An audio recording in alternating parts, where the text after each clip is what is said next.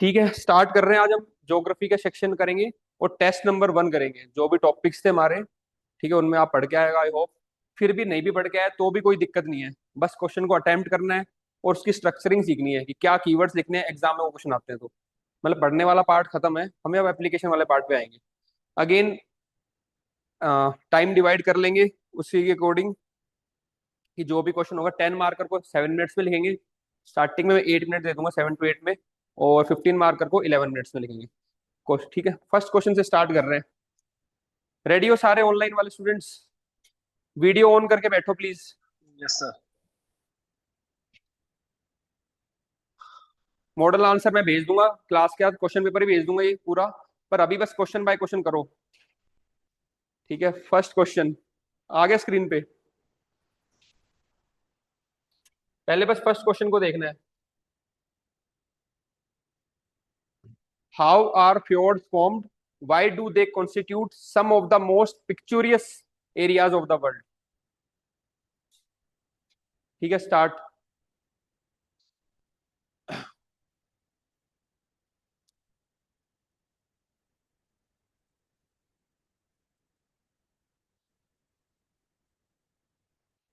Test paper में भेज रहा हूँ आप लोगों को, जो बच्चे ऑनलाइन है उनको अभी। ठीक है, फिर भी तब तक आप क्वेश्चन यहाँ से देख लो। नेक्स्ट क्वेश्चन में मैं टाइमर भी स्टार्ट कर दूंगा।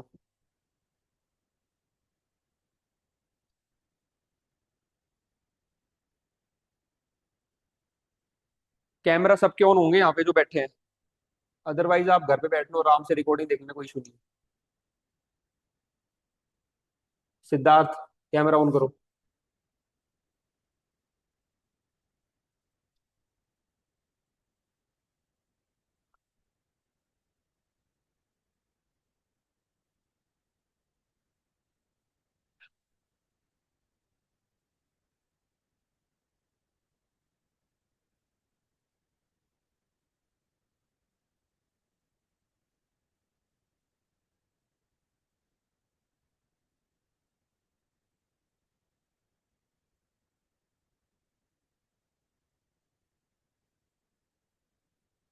10 मार्कर्स, 2 पेज, 7 मिनट्स।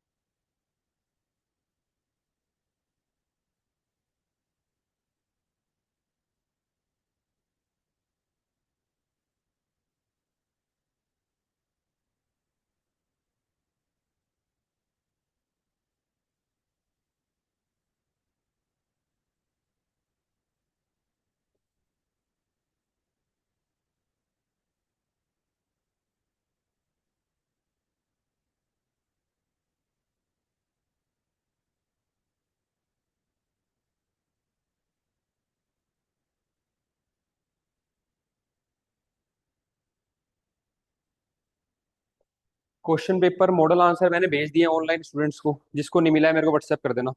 पर मॉडल आंसर नहीं देखने, बस क्वेश्चन पेपर।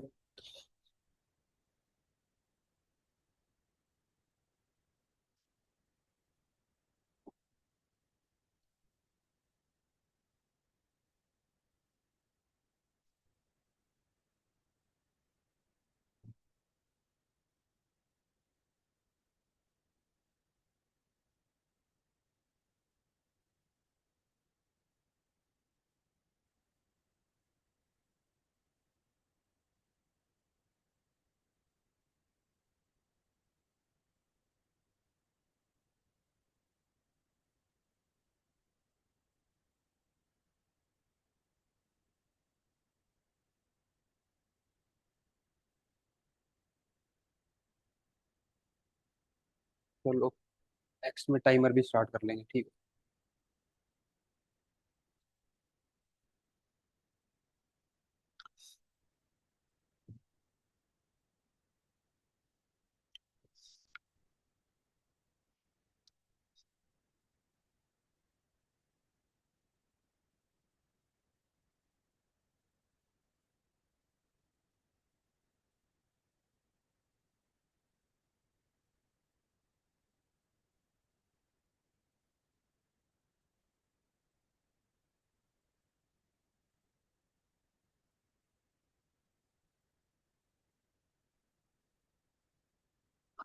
इसके बाद मैं मेन पॉइंट्स बता दूंगा आपको, इसमें क्या क्या होना चाहिए था, स्ट्रक्चर में कैसे अप्रोच करना था, क्विकली। पर्सनली कॉपी में क्लास के बाद हर एक के इंडिविजुअल जिसको डाउट होंगे अब बताना, वो मेरे को व्हाट्सएप कर देना, ऑनलाइन वाले, ऑफलाइन मैं यहाँ पे देख लूंगा। पर पहले टेस्ट पूरा करेंगे।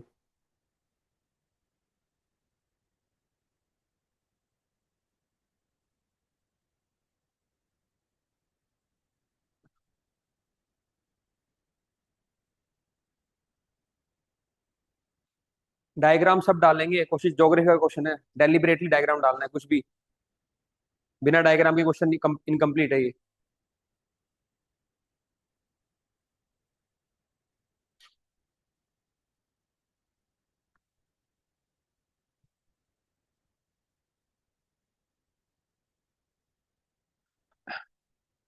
डायग्राम एंड कीवर्ड्स, दो पे फोकस रहेगा।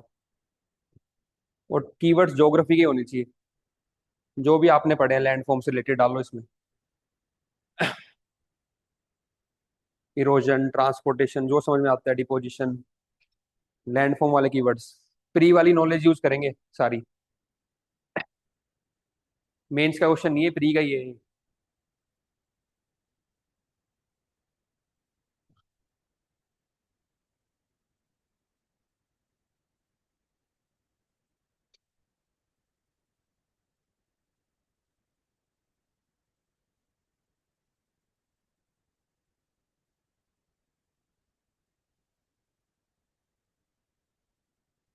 Last 2 minutes.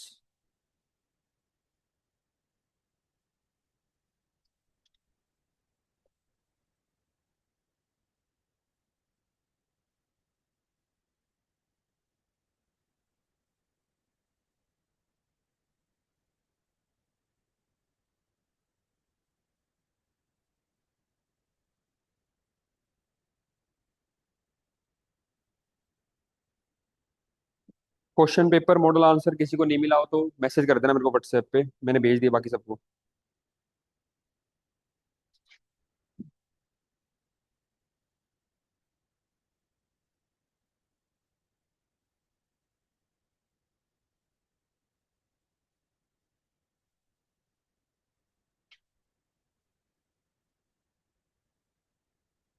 सारा ध्यान क्वेश्चन पे लगाओ, इधर उधर मत लगाओ ध्यान। कंपोनेंट्स में ब्रेक कर लो, कुछ समझ नहीं आ रहा है तो।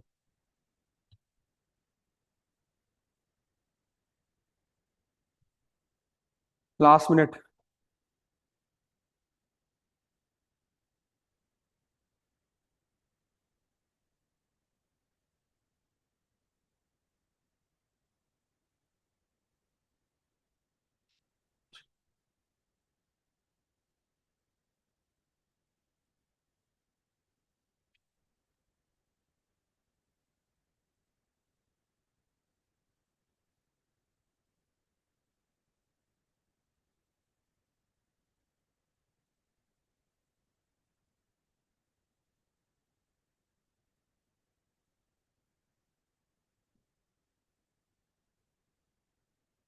ठीक है, डन, छोड़ दो।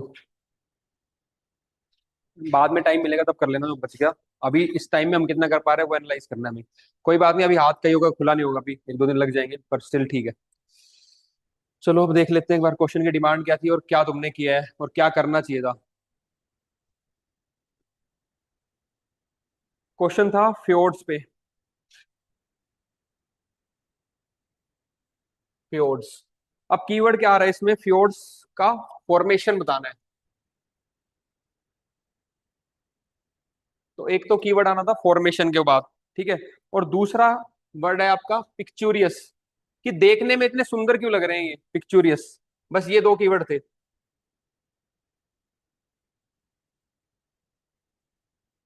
ठीक है, इसकी अब फ्योर्ड्स करना क्या है, पहले इंट्रो में एक डेफिनेशन या उस, ठीक है, और उसका जोग्राफिकल एक्सटेंट, क्योंकि ज्योग्राफी का क्वेश्चन है तो ये बताना जरूरी है कि कहाँ कहाँ पे फ्योर्ड्स मिलते हैं आपको। अब इसमें कीवर्ड्स देखने में कौन कौन से कीवर्ड डालने हैं, अब आपने देखना वो कीवर्ड डालने नहीं डाले, मेन बात वो है कि डेफिनेशन के अंदर जो एग्जामिनर कीवर्ड ढूंढ रहा होगा वो डालने, पहली बात तो ज्योग्राफिकल लोकेशन कहाँ कहाँ पे वो मिलता है वो डालना था। एक मैप बनेगा कि यहाँ पे फ्योर्ड्स मिलते हैं। एक इसका डायग्राम बनेगा इसमें, जो कि आप जीसी ले होंगे कहीं पे भी देखते हो, फ्योर्ड्स का डायग्राम एक जो बनता है जिसमें यू शेप वैली होती है, सब वही पढ़ा था हमने प्री वाला। मैं प्री वाली नॉलेज से बताऊंगा कैसे करना है आपको।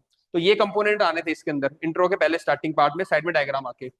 फिर फॉर्मेशन पे मैकेनिज्म, इसमें कौन कौन से मैकेनिज्म इन्वॉल्व है वो फिर टर्म्स वही आएंगी, इरोजन, वैली डीप वाइडनिंग, ये सब वाले। और फिर ये पिक्चुरियस क्यों है, क्यों इतना अच्छा दिख रहा है ये। और लास्ट में एक कंक्लूजन। और अब आप ब्यूटी देखना इस क्वेश्चन की, कि जब आप ये सारी चीज मैं आपको बता दूंगा, अब अगर कोई लैंडफॉर्म का क्वेश्चन आएगा उसमें, तो आप एग्जाम में ये सारे सेट कर पाओगे। अगली बार आ जाएगा डेजर्ट लैंडफॉर्म, तो ये सारा सेट हो जाएगा सारा प्रोग्राम। बस वो डायग्राम चेंज हो जाएगा, कीवर्ड्स वही रहेंगे, इरोजन, डिपोजिशन, वो सब चीजें। तो ये अपने को देखना है। अब कीवर्ड में क्या है, देखो पहला डेफिनेशन। तो जो पहला डेफिनेशन में आना चाहिए कि पहले मिलते कहाँ पे ये, तो सबको अपने इंट्रोडक्शन चेक करो, क्या आपने वर्ड लिखा है टेम्परेट रीजन। ये कीवर्ड है टेम्परेट रीजन, ये कहाँ मिलते हैं, टेम्परेट रीजन में। अब अगर कोई एरिड टोपोग्राफी आएगा तो आप लिखोगे उसका जो भी आपके लेटीट्यूड है वहां पे, या फिर एरिड में। तो ये कीवर्ड चेक कर रहा होगा एग्जामिनर की उसने इंट्रोडक्शन में किसी बच्चे ने टेम्परेट रीजन वर्ड लिखा या नहीं लिखा। ठीक है, दूसरा कीवर्ड आना चाहिए ग्लेशियर इरोजन। बाकी सब डिटेल की बात बाद में है, लेकिन ये दो कीवर्ड इसके मेन है। अब अगर अगेन रिवर का आएगा तो आप क्या लिखोगे यहाँ पे, फ्लूवियल इरोजन। बस अभी तुम्हारे दिमाग में सेट हो गया, लैंडफॉर्म का क्वेश्चन आते ही एक तो मेरे को बताना है किस रीजन में है वो, और दूसरा उसका क्या प्रोसेस था। हो गया क्लियर, लैंडफॉर्म का खत्म। अब कोई भी लैंडफॉर्म आ जाए, ये पी बाई क्यू की ब्यूटी है, एक बार कर लिया और ढंग से कर लिया, तबीयत से कर लिया, फिर चाहे कैसा भी क्वेश्चन है आपका दिमाग सेट है, और आप बहुत अच्छे नंबर लेके आओगे कि एग्जामिनर भी यही ढूंढ रहा होगा, उसके दिमाग में सेट है बिल्कुल। तो ऐसे पी बाई क्यू को अप्रोच करना है हमें। ठीक है, ये हो गया दो पॉइंट, है ना। अब बाकी डेफिनेशन मैंने बहुत प्रिसाइज उसमें लिख दिया है, वो आप देख लेना। उसके बाद मैंने लिखा है कि कहाँ कहाँ पे वो मिलते हैं। अब वो रीजन आपने कौन कौन से किए मेरे को पता है, जो नॉर्वे सबने कर दिया होगा, लेकिन जो बच्चा नॉर्वे के आगे जाएगा वो फिर ऊपर लेवल पे जाएगा। तो नॉर्वे के अलावा भी, क्योंकि टेम्परेट रीजन में और भी है, ग्रीनलैंड हो गया, चिले हो गया, ठीक है, न्यूजीलैंड, अंटार्कटिका। तो कोशिश करो एक के ज्यादा एग्जाम्पल दो। अब बात केवल एक एग्जाम्पल से बात नहीं चलेगी, एक तो सभी लिखेंगे नॉर्वे, तो उससे ऊपर जो लेके जाएगा लेवल को फिर वो फायदा है। अब उसका फिर मैंने मॉडल आंसर में दिया आपको, एक मैप बना दो कहाँ कहाँ पे, जो मैंने बोला है ना बस उसी को मैप पे दिखा दो कि फ्योर्ड्स अराउंड द वर्ल्ड यहाँ यहाँ पे मिलते हैं। तो मैप वाला पार्ट हो गया। डायग्राम में मैंने आपको बता ही दिया, जो आपने प्री में पढ़ा था, यू शेप वैली बना दो या दिखा दो फ्योर्ड्स का, पानी अंदर आ रहा है सी वाटर का, खत्म। अब कीवर्ड्स देखते हैं हम कि फॉर्मेशन में कौन कौन से कीवर्ड डालने थे आपको। तो फॉर्मेशन में पहला कीवर्ड आएगा ग्लेशियल इरोजन, कि भाई ग्लेशियर आया उसी से तो इरोजन हुआ था उसका, तो ये कीवर्ड आना चाहिए। ठीक है, दूसरा आना चाहिए वैली फॉर्मेशन, फिर जो ग्लेशियर आया उसके बाद वैली वाइड होती है, वैली फॉर्मेशन। अब ये जो प्रोसेस है ना, ये अलग अलग लैंडफॉर्म्स के लिए बदल जाएगा, बस उस टाइम वो देख लेना। अगर विंड एक्शन है तो विंड एक्शन कर देना, विंड डिपोजिशन, विंड ट्रांसपोर्टेशन कर देना। आप अप्रोच समझ रहे हो कि हमें अप्रोच कैसे करना है, डिवाइड कैसे करना है। इंट्रो को देखो मैंने चार में डिवाइड कर दिया, तीन तो यहां तक आएंगे, ये वाला पार्ट बॉडी में डाल देना, डायग्राम वाला पार्ट। ठीक है, तीन चीज हमने इंट्रो में कवर करनी है, और इंट्रो के कौन से कीवर्ड होने चाहिए। अब आते हैं फॉर्मेशन के कीवर्ड पे। फिर आएगा सबमर्शन, कि वो जब मेल्ट हुआ ग्लेशियर तो वापस क्या हुआ, जो जगह थी वो काफी सी लेवल से डाउन चली गई, और सी वाटर क्या हो गया, अंदर इंक्लूड कर गया। तो अगला वर्ड आ रहा है सबमर्जन, सबमर्जन। और फिर लास्ट में क्या आ रहा है, अब वो सारा बन गया, फिर भी जो मरीन एक्शन है, ओशन की वेव्स हैं, वो भी तो उसको इरोड करेगी ना। तो लास्ट में आपका आएगा मरीन एक्शन या मरीन प्रोसेसेस। तो इससे आपने एक बात और सीखी है कि जब भी कोई लैंडफॉर्म ओरिजिनली बन गया उसके बाद भी क्या होता है, कंटिन्यूअसली वो इरोड होता रहेगा। तो वो वाला पार्ट भी लिख देना इसके बाद। यहाँ तक तो फ्योर्ड्स बन चुके थे, लेकिन उसके बाद तो इरोजन हो रहा है, वेव्स आ रही है, सब आ रहे हैं, तो ये वाला पार्ट भी आपको ऐड करना है। ये अंडरस्टैंडिंग का पार्ट है। पढ़ लेना, मॉडल आंसर सब सेम दे रखा है, पर ये कीवर्ड्स लिख लो अपने की, हाँ भाई मेरे को इरोजन की बात करनी है, या जो प्रोसेस में वो चीजें आएंगी, फिर जो हो गया प्रोसेस उसके बाद भी अब क्या चल रहा है वो भी बता के आना है आपको। ये हो गया। अब सेकंड आते हैं पिक्चुरियस वाले पार्ट पे, व्हाई इट इज सो पिक्चुरियस। ये वाला पार्ट अच्छे से लिख लेना, क्योंकि ये सभी में लग जाएगा आपके पार्ट कि पिक्चुरियस क्यों है, कोई भी लैंडफॉर्म पिक्चुरियस क्यों, सब में कॉमन आएगा, डिपेंड, ठीक है। तो इसको हम देख लेते हैं क्यों इतना अच्छा है सीनरी पिक्चुरियस। अब देखो क्या रीजन है। पहला तो आप वर्ड लिख दो सीनरी, स्टनिंग सीनरी। आपको अप्रिशिएट करना है ब्यूटी को। जो भी लैंडफॉर्म बनाया है वो कोई ना कोई सीनरी होगी वो, ठीक है।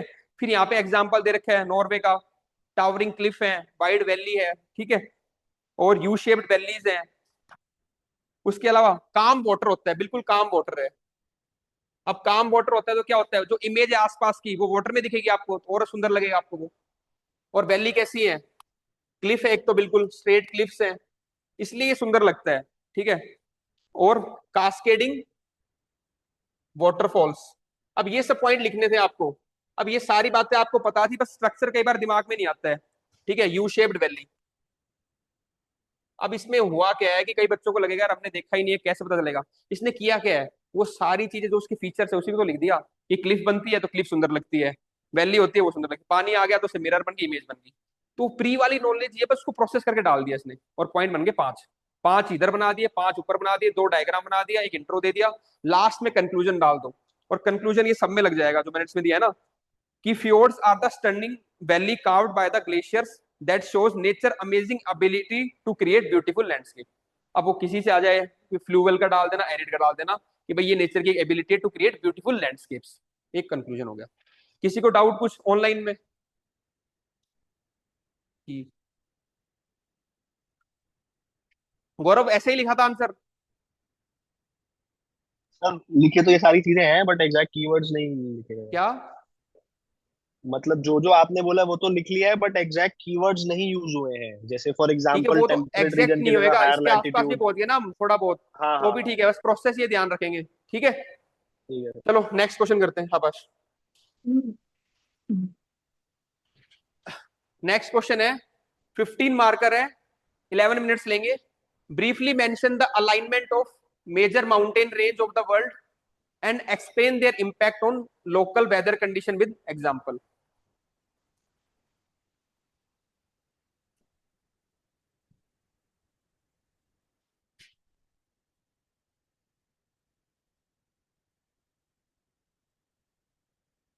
अच्छा,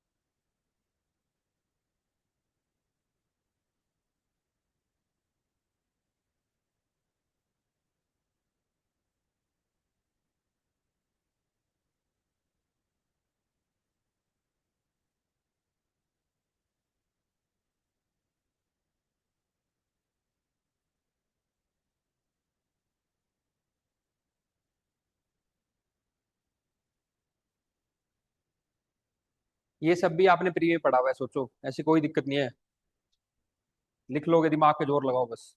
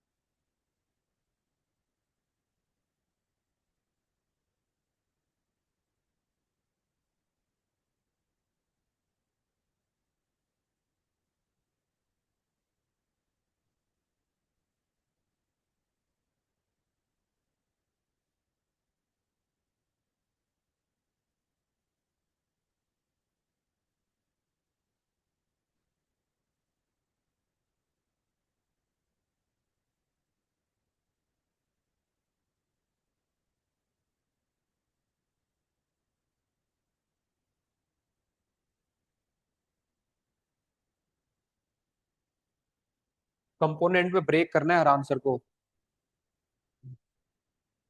क्वेश्चन को बार बार पढ़ के कंपोनेंट पहले आइडेंटिफाई करो और हर कंपोनेंट को एड्रेस करो, तभी वो डिमांड मीट होगी। 3 कंपोनेंट है इसके अंदर।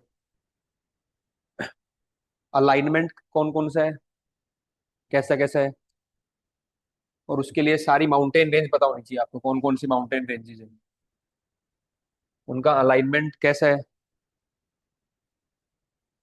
कैसे वो लोकल वेदर को कर रही है इम्पैक्ट, विद एग्जांपल्स।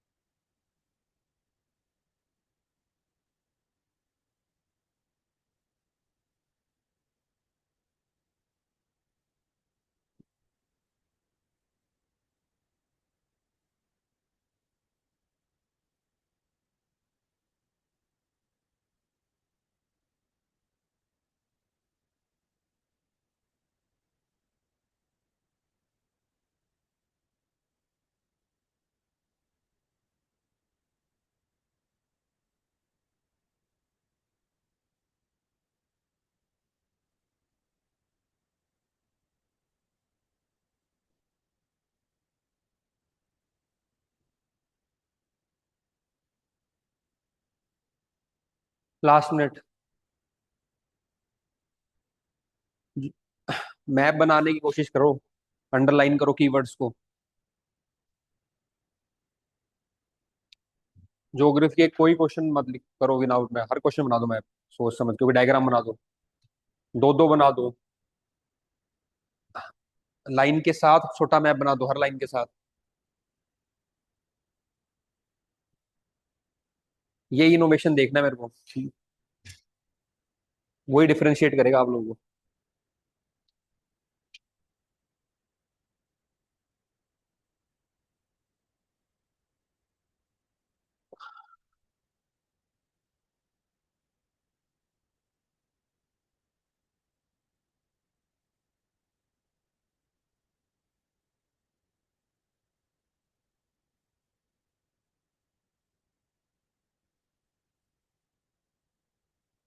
ठीक है भाई, टाइम सब।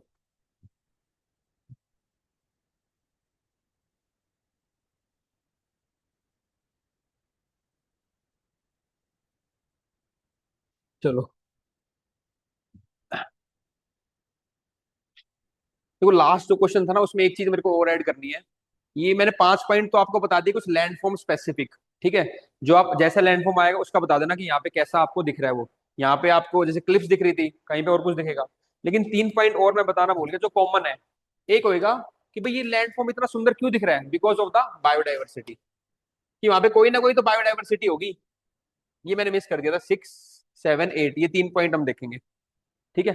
एक तो बायोडाइवर्सिटी होगी, चाहे कुछ भी हो, डिपेंडिंग अपॉन कैसा लैंडफॉर्म है, ये कॉमन पॉइंट्स है, तो सब में चल जाएंगे बायोडाइवर्सिटी वाले, लैंडफॉर्म वाले क्वेश्चन में। फिर सेकंड पॉइंट था उसका लिटिल चेंज। अब देखो फ्योर्ड्स टेम्परेट रीजन में है, वहां पे कम टूरिज्म है, अभी इतना पॉपुलेशन कम है, तो अभी इतना चेंज नहीं हुआ अभी तक, तो अभी तक जो उसने ओरिजिनलिटी है वो मेंटेन कर रखी है, इसलिए वो सुंदर लगता है, ठीक है। लेकिन किसी लैंडफॉर्म में अगर आपको लगे बहुत ज्यादा चेंज हो गया है, तो आप उसके अकॉर्डिंग उसका आंसर को मॉडिफाई कर, पर यहाँ पे आंसर एक आता है कि आपने बहुत कम चेंज हुआ है तो भी वो सुंदर लगता है, उसकी ओरिजिनलिटी अभी तक मेंटेन कर रखी है, ये भी कौन पॉइंट आ सकता है। थर्ड पॉइंट है आपका कल्चरल सिग्निफिकेंस। कल्चरल सिग्निफिकेंस, क्योंकि कोई भी लैंडफॉर्म होगा तो उसके आसपास वैसी ही कोई कम्युनिटी डेवलप हो जाएगी, है ना, क्योंकि क्लाइमेट डिटरमाइन करता है आपका लाइफस्टाइल। तो उस कम्युनिटी का लोकल कल्चर आप देख सकते हो कैसी कम्युनिटी है वो। तो कल्चरल सिग्निफिकेंस प्लस नाइन्थ आप लिख सकते हो टूरिज्म और एडवेंचरस एक्टिविटीज, तो ये भी वहां पे होती है, तो एक पूरा सिस्टम बना होता है, इसलिए वो सुंदर लगता है बस। तो ये 4 पॉइंट आपको और ऐड करने थे कॉमन। ये अप्रोच होती है आंसर राइटिंग की, कुछ पॉइंट आप लिखोगे बेसिक जो स्पेसिफिक है, कुछ लिखोगे जो कॉमन है, तब जाके आपकी क्वांटिटी बड़ी होगी, क्योंकि क्वांटिटी के ही नंबर है, ऐसा नहीं है। मैंने कल भी बताया था 10 क्वेश्चन, 10 मार्क के क्वेश्चन में 10 पॉइंट, 15 मार्क में 15 या 17 पॉइंट होने चाहिए, कुछ स्पेसिफिक कुछ जनरल। अगर जनरल कुछ पॉइंट लिखने का तरीका होता है उसका अदर्स, तो अदर्स का एक डायग्राम बना के उसमें भी आप 4-5 पॉइंट शो कर सकते हो कि भाई अदर पॉइंट्स भी इससे रिलेटेड। सर मैं 10 नंबर में 15 पॉइंट लिखाया, 10 तो आपने जो मांगे थे, 5 मेरी तरफ से लो अदर्स, ये भी एक तरीका होता है, ठीक है। पर उसमें भी ओवर क्लटरिंग नहीं करनी है, वो मैं देख लूंगा प्रेजेंटेशन हम कैसे कर रहे हैं उस चीज को। नेक्स्ट क्वेश्चन, ये वाला क्वेश्चन जो था, इसमें ये पूछा है मैंने, 3 कीवर्ड थे। एक तो अलाइनमेंट, कि इनकी अलाइनमेंट कैसी है, तो अगेन आपकी प्री की नॉलेज काम आएगी कि हिमालय हम देखते हैं कैसे अलाइंड है, एंडीज कैसे अलाइंड है, रॉकीज कैसे अलाइंड है, एल्प्स कैसे अलाइंड है, तो अलाइनमेंट का डायरेक्शन आप लिख दोगे एक तो, ठीक है। सेकंड चीज इसमें पूछा हुआ था कि लोकल वेदर को कैसे इंपैक्ट करता है ये, लोकल वेदर।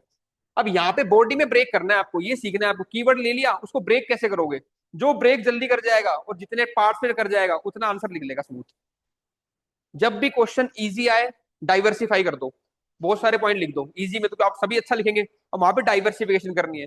जब भी क्वेश्चन डिफिकल्ट लगे उसको ब्रेक कर लो छोटे छोटे पॉइंट में, कि 3 सब पार्ट कर लिए, 4 कर लिए, हर एक के अंदर 2-2 पॉइंट डाल दो, ये एक तरीका होता है। तो यहाँ पे लोकल वेदर की बात हुई थी, अब वेदर को डिवाइड कर लो, ठीक है, क्योंकि बात किसकी हो रही है, माउंटेन्स की। तो माउंटेन्स को डिवाइड, एक साइड होगी विंडवर्ड साइड, तो विंडवर्ड साइड में क्या इंपैक्ट हो रहा है, और दूसरी साइड कौन सी है, लीवर्ड साइड। एक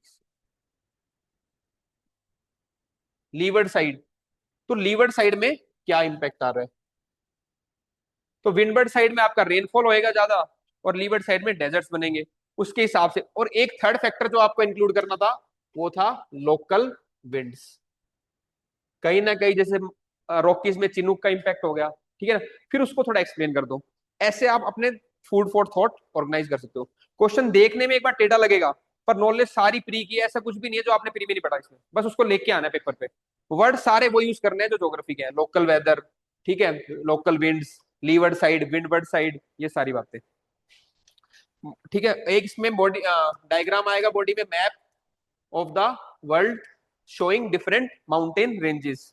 फिर मॉडल आंसर में आप जैसे मैंने बता रखा है अलग अलग, पहले तो आप आइडेंटिफाई करोगे कौन कौन से थे, हिमालय, एंडीज, सारे वो आइडेंटिफाई करोगे जितने रेंज है, उनका क्या ओरिएंटेशन है और क्या लोकल वेदर पे इंपैक्ट है, और वो through these 3 points. Windward side में क्या हुआ, 1 2 3, लीवर्ड में क्या चल रहा है, और आपके लोकल विंड्स वहां पे जनरेट हो रही है और कौन सी हो रही है, ये इसका स्ट्रक्चर था। जब हम आंसर करने के बाद सोचते हैं यार ये तो हम कर ही सकते थे, तो वही अप्रोच है, ऐसा कुछ भी नहीं आएगा क्वेश्चन, बस आपका क्लैरिटी होनी चाहिए और कॉन्फिडेंस होना चाहिए मैं कर लूंगा उसको। और ब्रेक करो, देखो ब्रेक करने से कितना इजी हो जाता है, मेन बात है ब्रेक कर लो क्वेश्चन को वहीं पे। और पहले अब अगले क्वेश्चन में आप ट्राई ये करोगे जो डिफिकल्ट फेस कर रहे हैं, क्वेश्चन को 2 या 3 बार पढ़ोगे और पहले ब्रेक करोगे 1 मिनट में, ब्रेक होते ही लिख फिर फास्ट लोगे आप, ठीक है। Next question,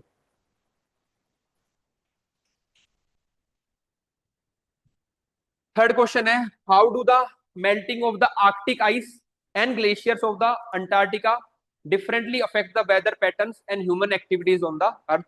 250 words, 11 marks, 11 minute.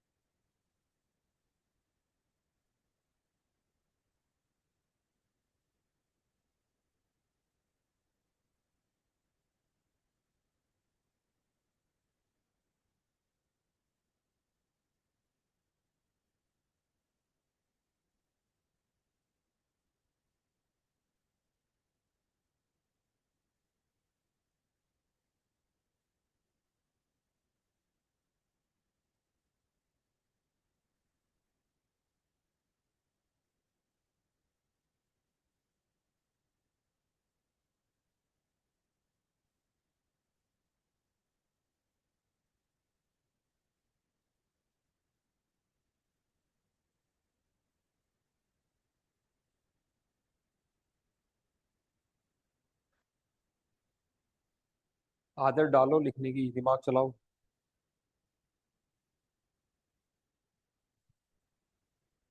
Push करो अपने आप को, मेन से पुश ही करना है अपने आप को, डेली पुश करना है। और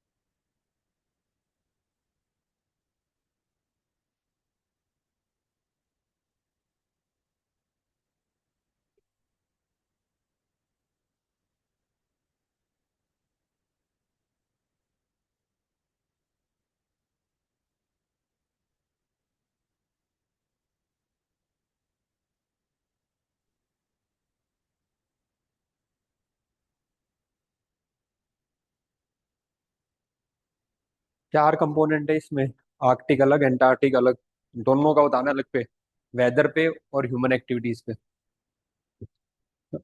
लास्ट मिनट।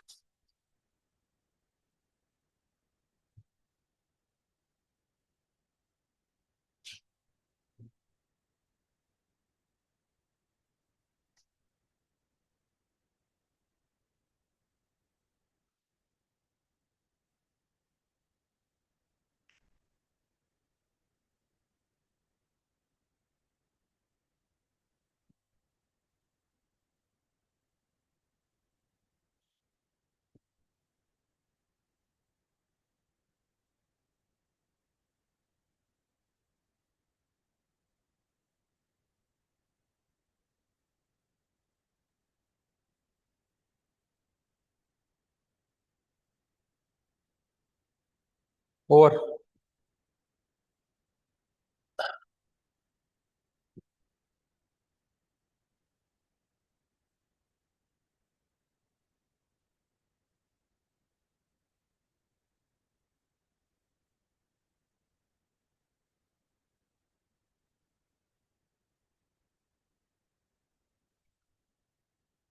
देखो, मॉडल आंसर मैं आपको दे दूंगा, उसकी भी टेंशन नहीं ली, बिल्कुल आराम से उसी तरीके से मिलेगा आपको।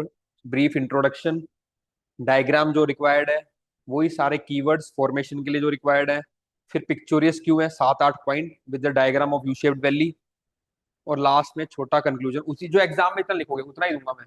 ये नहीं है बहुत ज्यादा भरना है, कीवर्ड्स है सारे उसी तरीके से।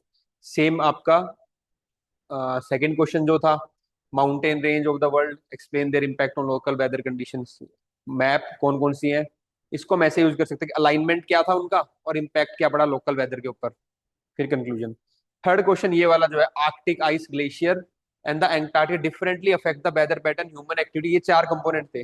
अब इंट्रो में जो आना चाहिए वर्ड, क्योंकि ह्यूमन एक्टिविटीज की बात हो रही है, वेदर पे बात हो रही है, ठीक है, तो ये एक तो एनवायरमेंट का भी कंसर्न है, और दूसरा ग्लोबल क्लाइमेट चेंज पे इसका इम्पैक्ट पड़ेगा, ये दो कीवर्ड इसके इंपॉर्टेंट है। अब बॉडी में देखते हैं हमें कैसे इसको ब्रेक करना था। देखो, पहले आप ले लो आर्कटिक का, मेल्टिंग आर्कटिक इम्पैक्ट ऑन, अगर आर्कटिक की बात कर रहे हैं हम, आर्कटिक का इम्पैक्ट कर लो वेदर के ऊपर पहले तो यहाँ पे जो ब्रेक होना था वेदर, अगेन कोशिश ये करनी है जानबूझ के डेलिबरेटली सोच के कि जनरल टर्म ना लिखो, ज्योग्राफिकल टर्म लिखो। तो पहला टर्म क्या आएगा, परमाफ्रोस्ट, परमाफ्रोस्ट थॉइंग। अब कई बच्चे मेल्टिंग लिखेंगे, कई बच्चे लिखेंगे थॉइंग, और परमाफ्रोस्ट कहीं लिखेगा ही नहीं, तो ये एक स्पेसिफिक टर्म होगी जो आपको याद रखनी है। अब कभी भी चाहे, क्योंकि पहले क्वेश्चन किससे आया था, क्रायोस्फेयर से आया था, तो वहां पे भी ये वर्ड यूज होने थे। ठीक है, तो जो भी अगर ग्लेशियर का है तो ये परमाफ्रोस्ट थॉइंग एक ही वर्ड आ गया। ठीक है, फिर इसके बाद इससे क्या रिलीज होगा, मिथेन रिलीज होगी, फिर उससे जो भी लोकल वेदर पे इंपैक्ट पड़ना है वो बता दो। अगला वर्ड आएगा जेट स्ट्रीम। ये सारे टर्म्स आप देख रहे हो वही टर्म्स है जो कि हम प्री में पढ़ रहे हैं। अब जेट स्ट्रीम भी इंपैक्ट करता है, उससे क्या होएगा, कोल्ड वेव्स आएंगी, और कहाँ पे आएंगी वो भी लिख दो, टेक्सास में जैसे आई थी। और ये भी देख लो ये कहाँ पे कितना इंपैक्ट पड़ेगा, यहाँ पे लोकेशन, मतलब ये स्ट्रक्चर होना चाहिए, क्या चीज है, टर्म है, क्या उससे इंपैक्ट पड़ा, और फिर वो कहाँ पे हुई, लोकेशन में लिख दो लास्ट में जो एग्जाम्पल आप लिखते हो। तो ये एक स्ट्रक्चर आप फॉलो कर सकते हो अपने आंसर राइटिंग में, लाइन ऑफ थॉट ये हो सकता है आपका। फिर थर्ड आता है ओशियन सर्कुलेशन, क्योंकि जब ये आइस मेल्ट हो रही है तब उससे ओशन सर्कुलेशन पे भी इंपैक्ट पड़ रहा है, और उससे भी लोकल वेदर पे इंपैक्ट पड़ेगा। किसका क्या इंपैक्ट, क्या मैकेनिज्म है, जैसे यहाँ पे AMOC इंपैक्ट होगा, और उससे फिर किस लोकेशन पे क्या इंपैक्ट पड़ रहा है वो एग्जाम्पल में लिख दो। ये इसका ब्रेकडाउन ऐसे करना था for the part of the weather part. और ह्यूमन एक्टिविटीज का, कि आर्कटिक जो आइस मेल्ट हो रही है उसका ह्यूमन एक्टिविटीज पे क्या इंपैक्ट पड़ेगा।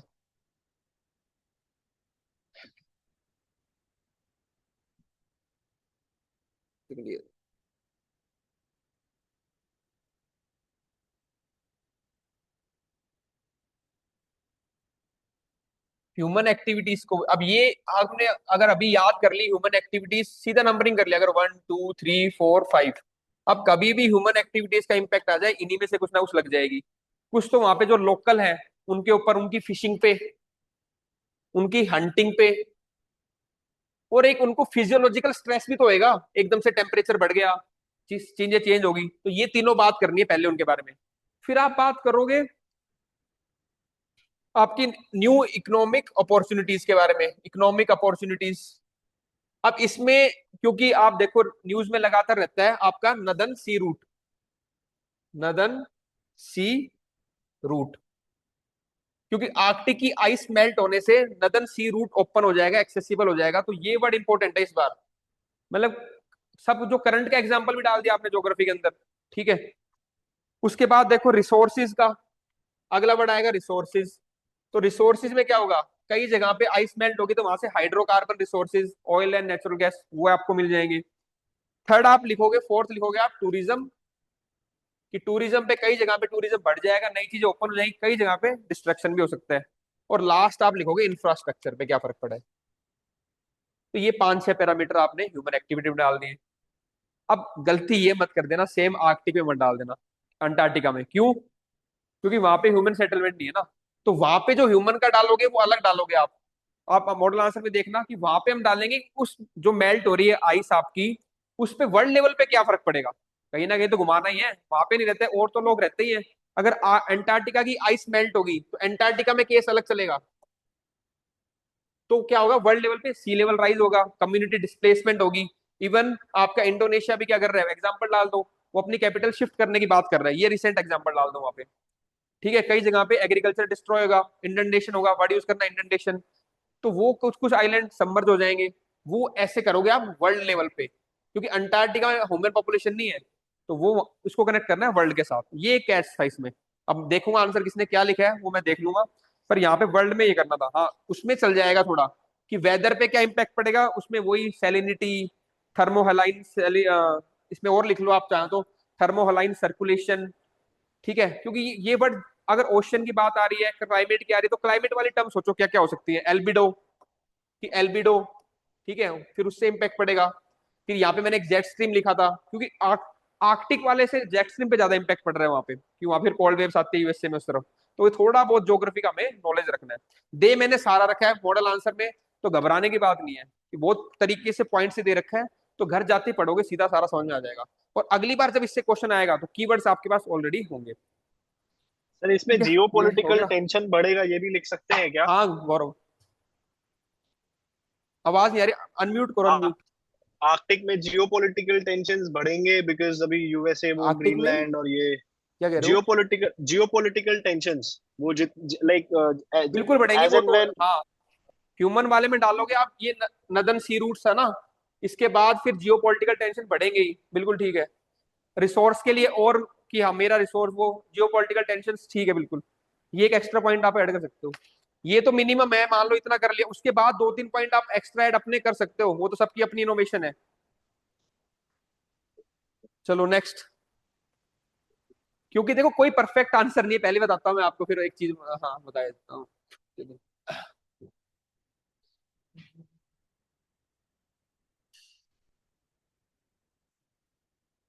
देखो खेल क्या है कि परफेक्ट कोई आंसर नहीं, ना ये है ना किसी और का है। आपको जो बाकी कॉम्पिटिटर है उनसे ऊपर लिख के आना है। किसी ने अगर 3 पॉइंट लिखे, 4 लिखे, किसी ने क्वांटिटी क्वालिटी मतलब प्रेजेंटेशन, तो ऐसा कुछ भी नहीं है कि यही आंसर परफेक्ट है। ऑलमोस्ट चीजें कवर है, आप दो तीन चीजें अगर रेलिवेंट है और डिमांड मीट कर रही है तो उसको लिख दो, कोई दिक्कत नहीं। नेक्स्ट क्वेश्चन करेंगे, क्वेश्चन नंबर, अच्छा ये मॉडल आंसर ही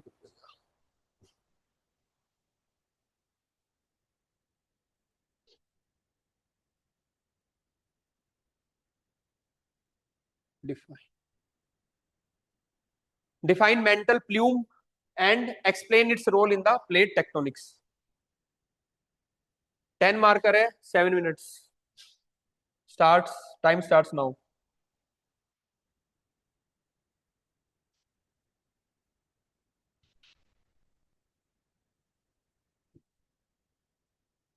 डिफाइन मेंटल प्लूम, डिफाइन करना है पहले, and explain its role in plate tectonics. Question को अच्छे से पढ़ के उसको अकॉर्डिंग आंसर करना है। डायग्राम दो तीन बना दो।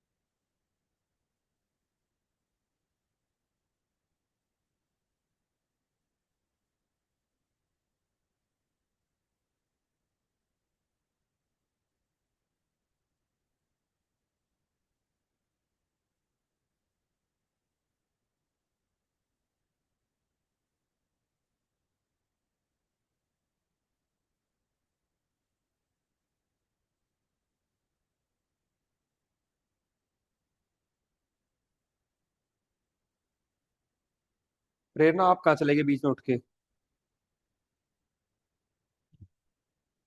यहीं पे हूँ सर। हाँ लिखो।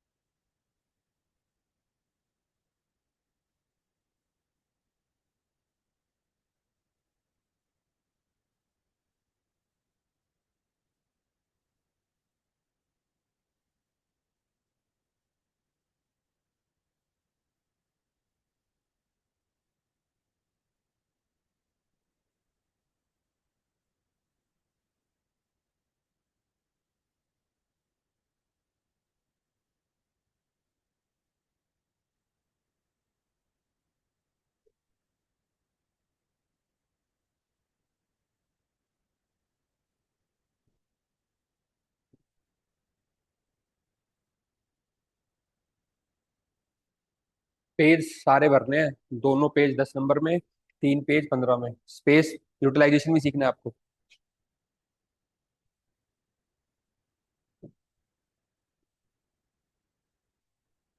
Time over. ठीक है, क्वेश्चन क्या कह रहा था? मेंटल प्लूम को डिफाइन करना है पहले, तो डेफिनेशन। ठीक है, explain its role in the plate tectonics.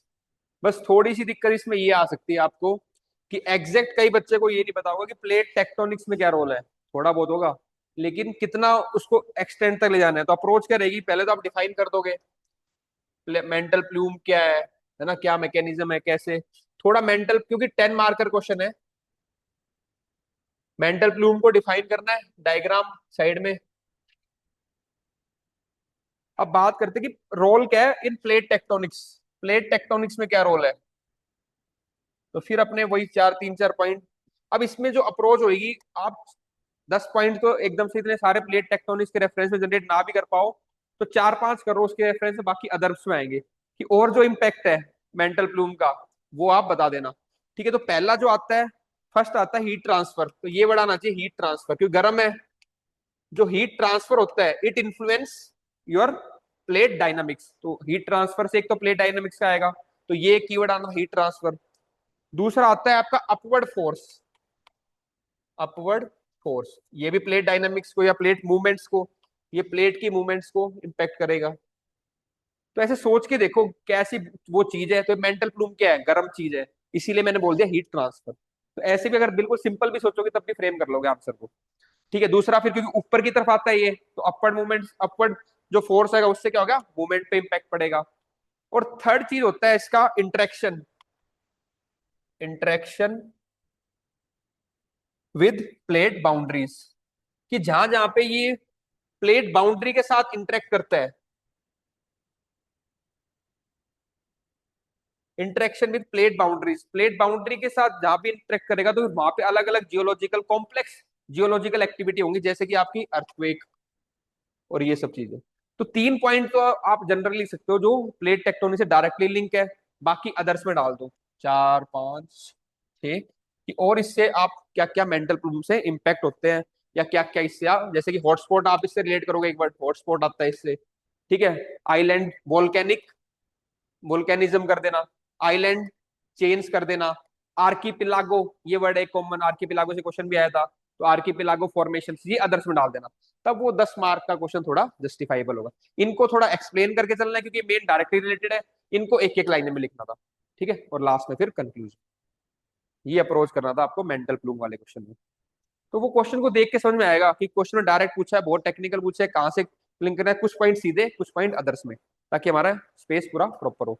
और ऐसे क्वेश्चन में डायग्राम चाहे 2 बना दो, हॉटस्पॉट दिखा दो अराउंड द वर्ल्ड, आर्कीपिलागो दिखा दो 2-3, तो एग्जामिनर का ध्यान भटका दिया आपने मेन पॉइंट से, मेन तो कम ही लिखे पर उसमें ध्यान कहाँ है, डायग्राम वायग्राम में जाके नंबर खींच ले जाओगे।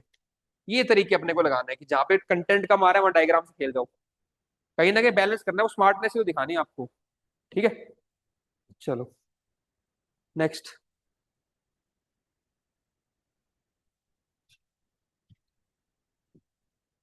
Explain the formation of thousands of islands in Indonesia, अगला ही आ गया आर्किपेलागो वाला ही। ठीक है, एक्सप्लेन, अब देखो ये क्वेश्चन मैंने पहले पढ़ा होता इसलिए मेरे दिमाग में पड़ता आर्किपेलागो। तो ऐसे ही अगर आप लोग ये आ गए ना आर्किपेलागोस, क्वेश्चन भी ढंग से पढ़ लोगे तो वो कहीं ना कहीं वर्ड यूज जाएंगे, और ये एथिक्स में तो बहुत ज्यादा यूज होगा, कहीं का क्वेश्चन कहीं तुम कंक्लूजन में यूज करोगे। तो explain the formation of thousands of islands in Indonesian and Philippines archipelago, इनका फॉर्मेशन बताना है आपको कैसे बन रहे हैं। ठीक है, 10 मार्कर है, 150 वर्ड, 7 मिनट्स।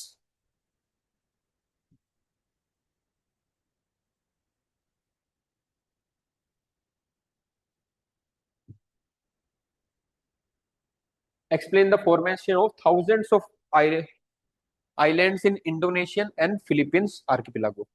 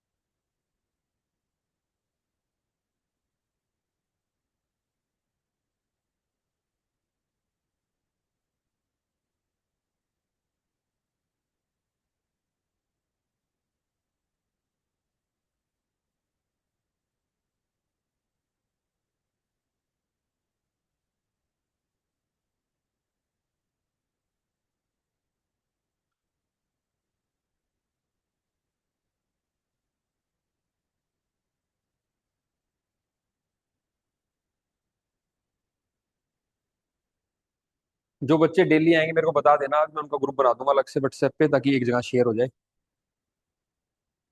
क्योंकि फिर कंटिन्यूटी चाहिए अपने को डेली।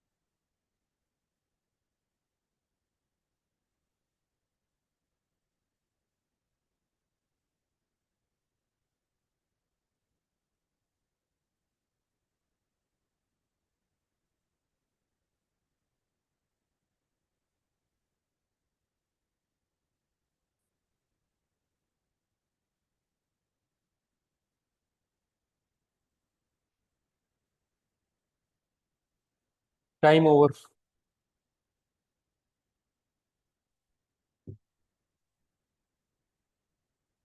आइलैंड्स, ठीक है। देखो अभी जो पहले क्वेश्चन में बताया था ना, वही ट्रिक रिपीट हो जाएगी इसमें, दिखाऊंगा कैसे। मतलब इसी में एक टेस्ट में रिपीट हो रही है चीजें।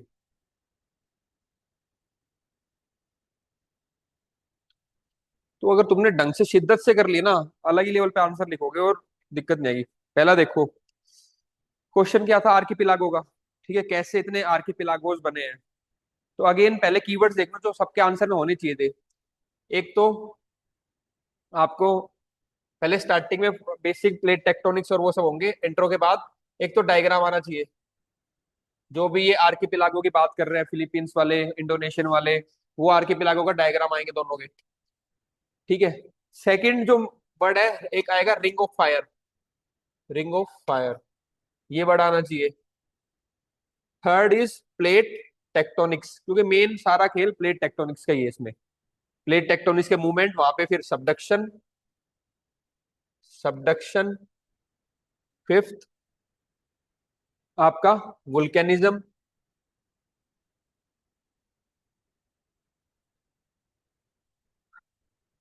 अब यहां तक तो सबने लिख दिया होगा। ठीक है, कि ring of fire, plate tectonics से। अब आगे क्या खेल है, जो मैं बता रहा था कि फर्स्ट केस क्वेश्चन में कि लैंडफॉर्म बन गया, सब बन गए, आइलैंड्स बन गए, आर्कीपिलागो बन गए। तो क्या बताना चाह रहा हूँ मैं गौरव, आइडिया कुछ आगे वाला। फर्स्ट क्वेश्चन में हमने क्या चीज देखी थी? Sir store house of biodiversity. क्या?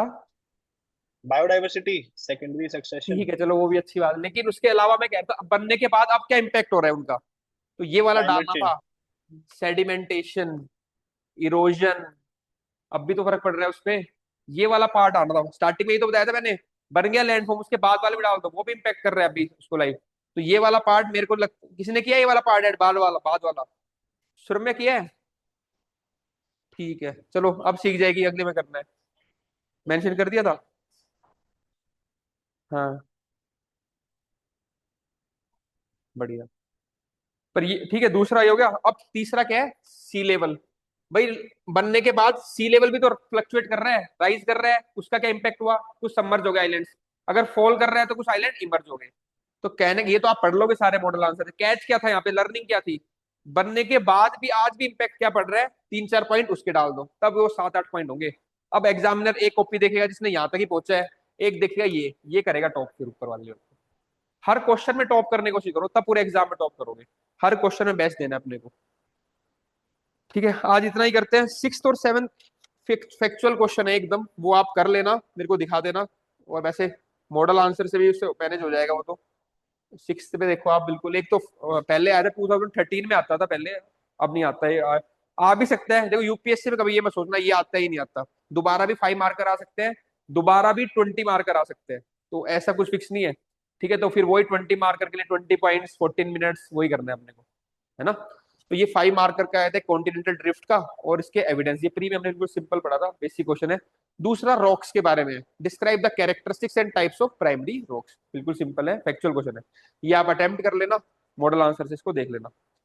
अब इंडिविजुअली जिसको कोई डाउट है मेरे से क्लास के बाद, अभी 10-15 मिनट बाद फोन या व्हाट्सएप करके अपने कर लेना। ऑफलाइन वाले बच्चों को मैं देख लेता हूँ यहाँ पे। ठीक है, थैंक यू एवरीवन। ठीक था सुरम्या? Yes, sir.